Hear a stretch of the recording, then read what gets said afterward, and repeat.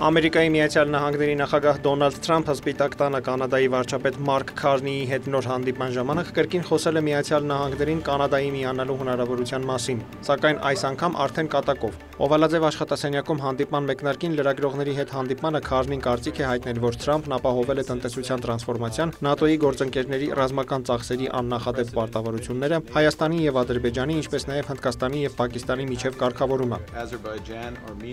Բացի այդ, շատ առումներով ամենակարևորն է, շարունակել է վարչապետը, բայց այդտեղ նրան ընդհատել է Թրամփը կատակելով Կանադայի եւ Միացյալ Նահանգների միավորումը։ Քարնին ծիծաղել է եւ պատասխանել՝ դա այն չէր, ինչ ես նկատի ունեի։ Այնուհետև Կանադայի վարչապետը հիշեցրել է Համասի կողմից Իսրայելի վրա հարձակման երկրորդ տարելիցի մասին։ Քարնիի հետ հանդիպման ժամանակ Միացյալ Նահանգների նախագահ Դոնալդ Թրամփը լավատեսություն է հայտնել, որ Գազայի հատվածում ընդհանուր առմամբ Մերձավոր Արևելքում հնարավոր է հասնել խաղաղության։ Կարծում եմ, կա հավանականություն, որ մենք կարող ենք խաղաղության հասնել Մերձավոր Արևելքում, նույնիսկ Գազայի սահմաններից դուրս, ասել է նա։ Սպիտակ տան ղեկավարը նշել է, որ համաձայնագրի կնքումը շատ մոտ է։ Թրամփի խոսքով աշխարհի բոլոր երկրները ողջունել են Գազայի վերաբերյալ իր նախագիծը։ Իսրայելի վարչապետ Բենյամին Նեթանյահուի գրասենյակն էլ հայտարարել է, որ երկիրը զգուշավոր լավատեսություն ունի Թրամփի միջնորդությամբ մեկնարկած հրադադարի համաձայնագրի առումով։ Նեթանյահուն ընդունել է Թրամփի ծրագիրը, որը նախատեսում է պատանդների անհապաղ ազատարձակում։ Ծրագիրը նաև նախատեսում է Գազայի անցում միջազգային կառավարման ներքո եւ Համասի զինաթափում։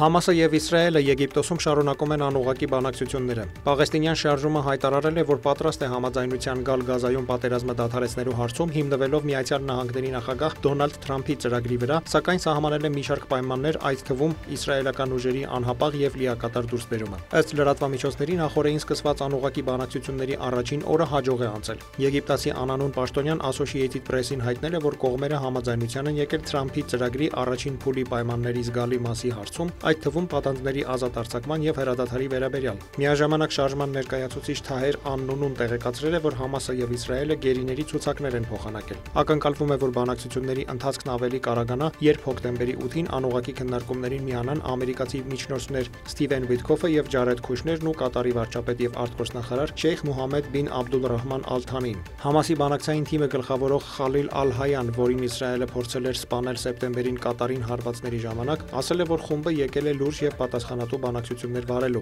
Նրա խոսքով Համասը պատրաստ է համաձայնության գալ, սակայն շարժմանն անհրաժեշտ է երաշխիք, որ պատերազմը կավարտվի եւ երբեք չի կրկնվի։ Նա նշել է, որ իրենք ձգտում են հասնել համապարփակ հրադադարի եւ գերիների փոխանակման լիարժեք համաձայնագրի, որը կներառի երկու կողմերի բոլոր պատանդներին եւ բանտարկյալներին։ Միաժամանակ Գազայի առողջապահության նախարարության տվյալով անցած 2 տարվա ընթացքում պատերազմի զոհերի թիվն անցել է 67000-ը։ Իսրայելը դեռ շարունակում է անկլավում սահմանափակ մարտական գործողությունները։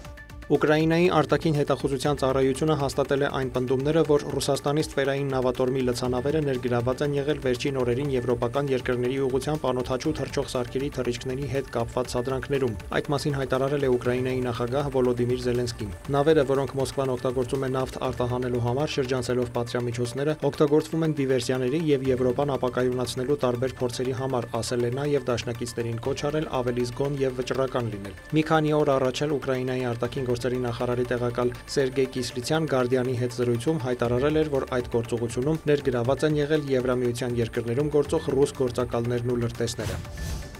Թեհրանում գտնվող դեսպաններն ու եվրոպական առաքելությունների ղեկավարները կանչվել են Իրանի արտաքին գործերի նախարարություն ի նշան Պարսից ծոցի հարցում Եվրամիության դիրքորոշման դեմ բողոքի, հաղորդել է Մեհեր գործակալությունը։ Ըստ Իրանի արտգործնախարարության, Պարսից ծոցի երկրների համագործակցության խորհրդի եւ Եվրամիության արտաքին գործերի նախարարների համատեղ հայտարարության մեջ տեղ գտած հայտարարությունների պատճառով արտաքին գործերի նախարարի քաղաքական հարցերով տեղակալ Մաջիդ Թախ Ռավանչին կանչել է եվրոպական դեսպաններին եւ հայտնել Իրանի վճռական բողոքը։ Հայտարարություններն ըստ Իսլամական Հանրապետության վերաբերել են Իրանի մեծ թումբ, փոքր թումբ եւ Աբու Մուսա կղզիների նկատմամբ Արաբական Միացյալ Էմիրությունների տարածքային պահանջներին աջակցությանը, ինչպես նաեւ Իրանի պաշտպանական եւ միջուկային ծրագրի վերաբերյալ կողմերի հայտարարություններին։ Թախտ Ռավանչին անընդունելի է համարել նաեւ Եվրամիության մեկնաբանություններն Իրանի հրթիռային ծրագրի վերաբերյալ, դրանք անվանելով բացահայտ միջամտություն Իրանի ներքին գործերին, ընդգծելով, որ Իրանի սեփական պաշտպանական հնարավորությունները ներառյալ նրա հրթիռային հզորությունը իր ինքնապաշտպանության անքակտելի իրավունքի մասն են, Թախտ Ռավանչին շեշտել է, որ այդ հնարավորությունները տարածաշրջանային կայունության եւ անվտանգության աղբյուր են, նշված է Իրանի արտաքին գործերի նախարարության հայտարարության մեջ։